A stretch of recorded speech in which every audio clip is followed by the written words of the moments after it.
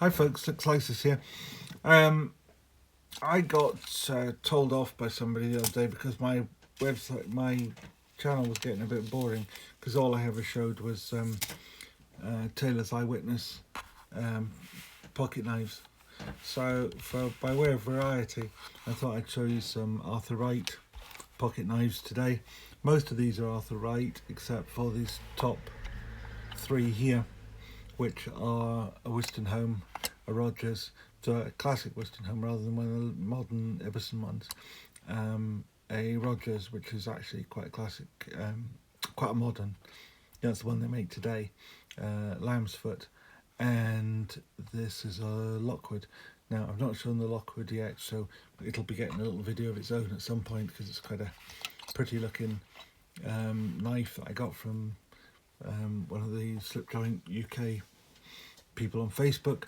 But I just wanted to have a quick look at some of the other Wrights here, one in particular which is new that I haven't shown yet. I think every one of these has had some sort of a viewing at some point in time, except for one, which is this one, which is again from Ashley Harrison at Arthur Wright, but this one I saw it on his Instagram feed. It was one of a batch that he was doing that were going off to Moonraker Knives, so I contacted Moonraker and I bought it from them. Not the best service in the world. Took a wee bit of time to come, and it did look a bit amateurish in their dealings, but you know, it's a nice knife. It's quite well made. The back spring is a tiny bit sunk, but bear in mind this is a straightforward production knife from Arthur Wright. It's not a special. It's not like you know, a Snakewood one or that Stag one that Ashley made for me.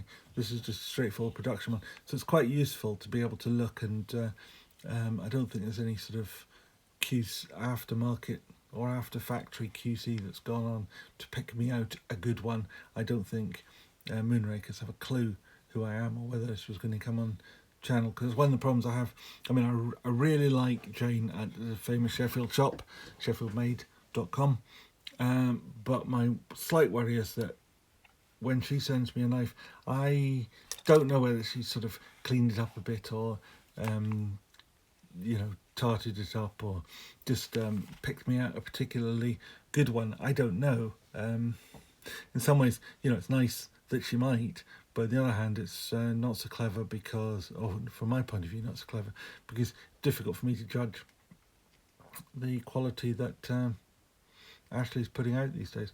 This one just came off the shelf, so when I say it's you know, it's a good 9 out of 10, but it's not a 10 out of 10 simply because that back spring is a little bit sunk. Kind of gives the impression of it being almost being a gap, but it's not a gap. It's just as it's slightly sunk in there. Of course, as ever with an Arthur Wright, it didn't come particularly sharp. The only ones that have ever come that have been really sharp have been ones that are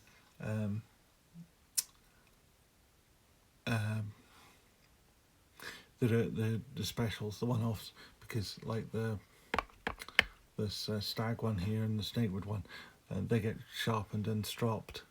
Now I've sharpened this one up, so it is nice and sharp now. I've just did it on the Lansky.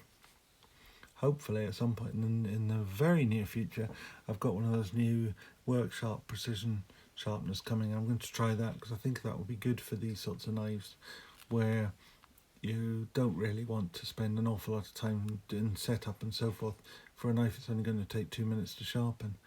So I'm hoping that will be ideal for these. But anyway, it's a real nice wood. It's in a stripped maple is what it's called, that wood.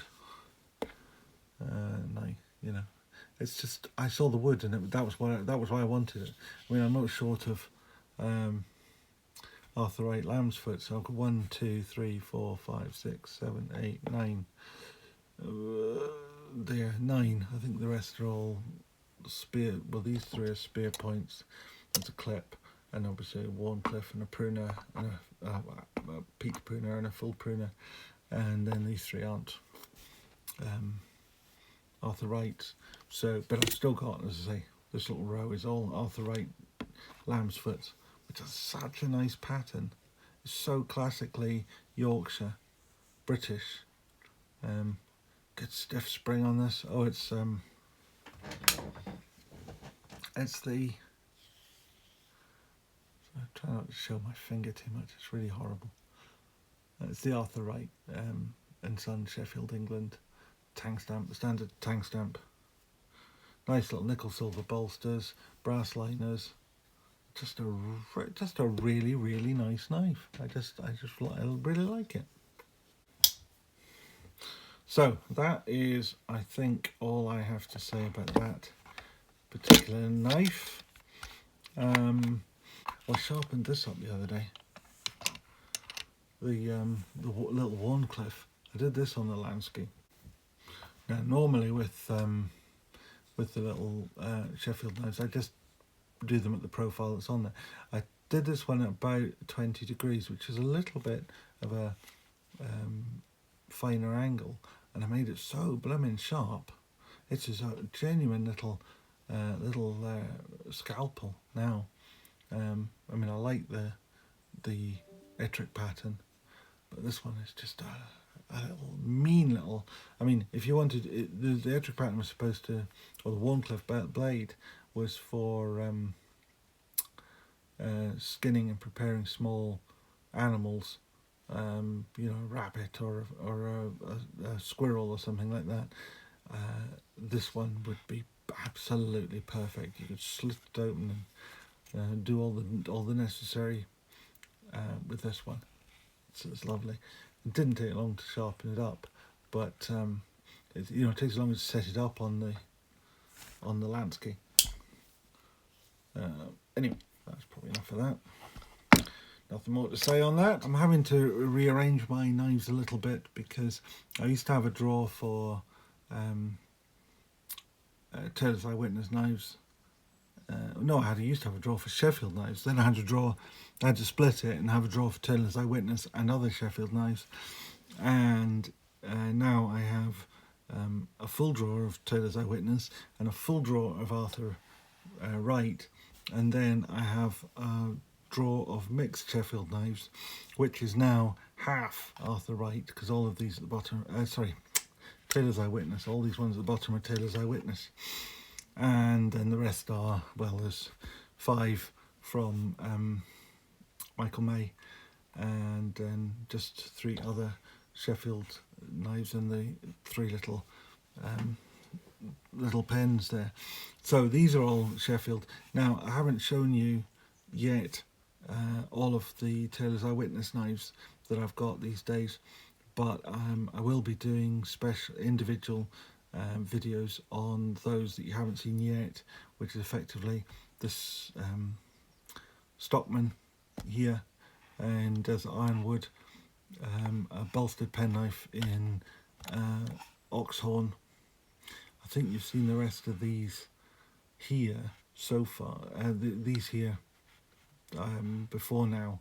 So these are my Taylor's lamb's foots. This one has a plastic synthetic. It's supposed to be sort of stag or something, I think, but it's just black plastic. Really quite a nice knife though, a really quite usable knife, and slightly larger. It's still UK legal. It's got a full 3-inch blade. We've got these 3, which are the premier ones in ramshorn and Boyner Burl and desert ironwood. Then this one again is one of the budget ones, which is in what Lee White described as hardwood that comes from Spain in boxes of 1,000, but with a bit of beeswax I've put on it. It's actually got quite a nice it's come up quite nicely. Took a bit of sitting there and polishing it of an evening, while I'm doing something else. Usually you just sit there and just give it a wee shine, or give that or one of them a wee shine. A couple of little 2-blade pen knives here. Give me a pointer. Yeah, a couple of little 2-blade pen knives here. There's Taylor's Eyewitness ones. You've seen both of these in videos already. You haven't seen this one here, which is the bolstered 2-blade with a little Warncliffe blade. Really like this pattern. You've seen the ram's horn before, but not the ox horn, I think. And then we've seen before the mother of pearl Stockman, which is about probably 3 years ago. Lee made that. This is one of his latest ones. They just made this year, and there's quite an improvement in the quality of the work in it. Actually, I mean, there's nothing really wrong with the mother of pearl one, but there are a couple of things about it that I pointed out in the last video. All gone. This one here is just a really smart knife. I've got my other box of Taylor's Eyewitness knives, and these ones are all Barlows. And I've got, get that set up a wee bit. You do it? No, you're not going to do it. These are my Barlows.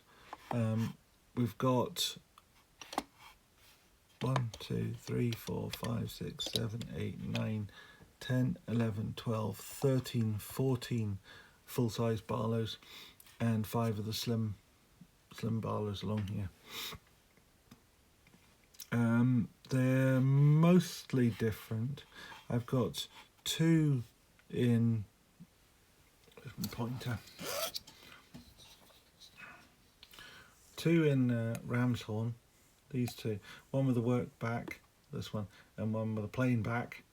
And then I've got ox horn. I have 2 desert ironwood.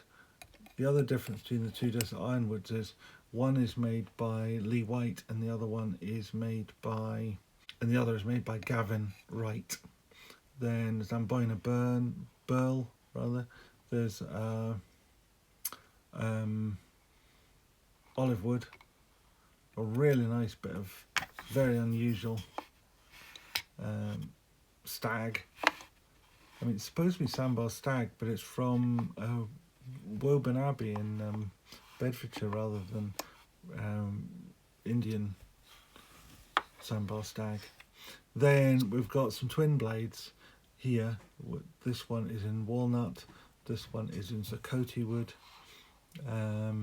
this one is in plum wood, and then this is a single blade again in poplar, green tinted stabilised poplar.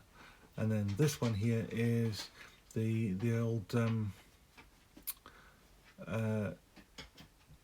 Spanish 1,000 pieces, Spanish hardwood 1,000 pieces in a box. And then the slim ones, I've got a ram's horn, ox horn, Amboina Burl, desert ironwood, and then at the end a mother of pearl. Mother of pearl, so classy, it's just untrue. So I thought I'd just give you an update on this. There will be these 2 haven't had a video yet, and these 2 haven't had a video yet, so I will be putting them up individually. Like I say, I was told I was getting a bit boring doing the same old thing over and over and over again, but I like them, and other people seem to like them too. So if you do enjoy them, look out for those. And if you are getting a bit bored with those, there are a few other bits and pieces coming up, some of which have already been on, and they'll all get on eventually. Okay, so that's all I've got for this little video. If you like the stuff, give it a thumbs up. If you do want to see the rest of those, then subscribe, and remember to ring the bell if you want notifications. That's me out for just now. Bye.